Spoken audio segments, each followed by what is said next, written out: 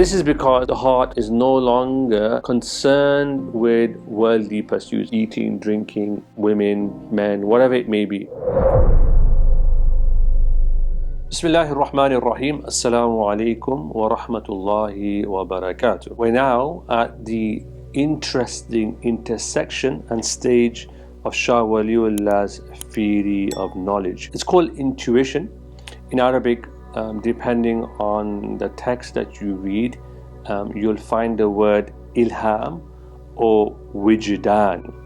So we've talked about Shah Wali Allah's theory around sensation and intellection. That was in the previous episode. His theory of sensation, of course, is very similar to what other Muslim scholars have already written. However, when it comes to his theory around the intellect, this is more metaphysical.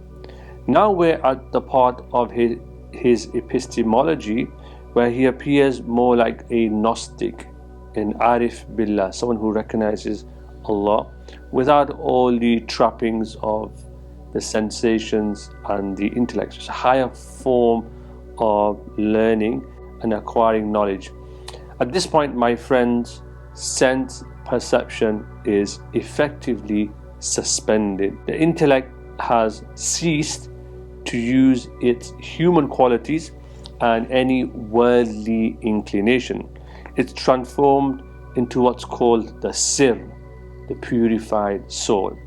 And in future videos and episodes, I will talk about the soul and the ruh, which Shah Wali Allah has an entire discussion around. In any case, the intellect is no longer, and the body is no longer active in ordering their worldly affairs. They are detached, if you like, in many ways from the dunya. So they might be sitting on a chair like I am, but really their presence is in a higher realm, and it's really become what's called an activity for the first intelligence. These are discussions that philosophers have, and in a future episode, inshallah ta'ala, I'll talk about the different intellects, inshallah ta'ala. In any case, the intellect at its very basic level now comes into direct relationship with the angelic world.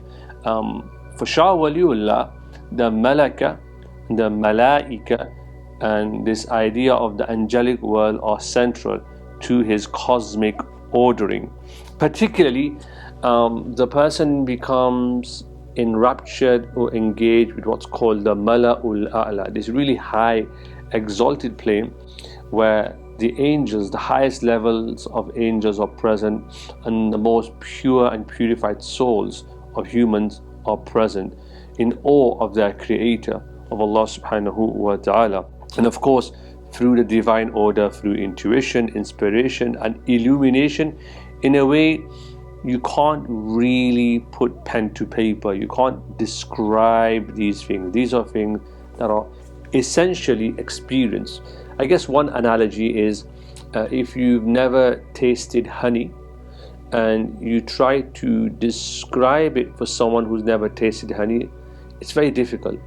It's something that you have to go through by having that honey, something that's through zawq, through pure experience, experiential knowledge. So in this case, Shah Wali Allah's theory of knowledge, the heart of the mystic turns into a spirit. It's no longer held down by material pursuits. The body is no longer really active. They might be breathing through it, but the heart is really the center of focus here. And the heart becomes the mirror wherein the divine reality is reflected. And this is because the heart is no longer concerned with worldly pursuits, eating, drinking, women, men, whatever it may be. And this aspect for Shah Wali Allah, this theory of knowledge, is what's called ilham or wijdan, intuitive knowledge, if you like. And I will go through it with you slowly over the next few episodes. But let's try and define what intuitive knowledge is. Well, for Shah Wali Allah, it's a kind of knowledge which is attainable through intuition and inspiration. Intuition is not really attainable by means of an organ, perceiving as the senses are for sense perception, and the intellect, which is for speculative knowledge. We've talked about this already in previous episodes. Rather, for Shah Wali Allah, it's a mysterious power, it's a sir through which the seeker, the mystic, receive knowledge of the divine intellect in an essentially undefinable and undifferentiated manner. The total form of intuitive knowledge itself is received immediately without intermediaries or secondary forms or natural processes. It just comes to you, if you like. And this knowledge is rooted in some of the most subtle parts, the secret or the purified intellect, the qalb, the spirit or the purified heart of the Gnostic. So it's in the heart. And the Prophet ﷺ has talked about the importance of the heart. The Quran talks about the heart in different ways. It's really what is connected to the divine presence. And you can't reason it. You can't really put it down and try and reason to what this intuitive knowledge might be, because it's beyond the sphere of reason. It's not subscribing to the rules of logic or mantiq or any sort of reasonable apparatus that we might use to try and understand something. It's a higher form of knowledge. And reason, in effect, really works on forms which are inferior to the giver of forms. When we reason, we have forms, we have structures through which we are able to reason, but these are inferior when it comes to Allah subhanahu wa ta'ala, in relation to Allah subhanahu wa ta'ala, who is of course the giver of forms. And it doesn't involve any sensory or intellectual activity. Because of its mysterious nature, intuitive knowledge cannot be conveyed properly. It's something that you just, like I said, the example with honey, it's something that you just experience. It's very difficult to tell someone who's never experienced the pleasure of honey. I guess a very raw example is to someone who's a virgin, the pleasure of intimacy. It's something that you can only really experience. And a person who is unaware of mystical experiences will never really understand its real nature. And it's like a blind man who never really understands what it means to perceive colors. That's why most people say it's a personal experience.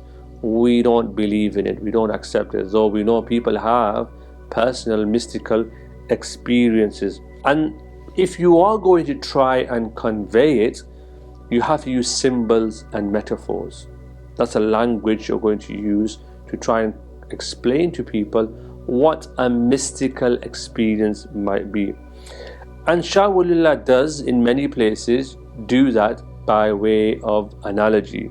He says intuition actually is like finding some quality or state in yourself as a hungry person realizes hunger or a full person realizes heaviness. It's something that you just feel within yourself. And Shah Wali Allah says, to illustrate this point further, that when a person is isolated in his sir, in his secret moment, he may find that there's an organized order of existence changing in various colors. Very difficult for most of us because we are so absorbed in the dunya, whether it's to do with ourselves and our personal desires, the gluttony, the greed, all of these things, the shahwat, the desires of food and so forth, they really cover and veil and really defile the purity of the heart. So this awareness, in any case, when a person reaches this situation or station rather, it's a form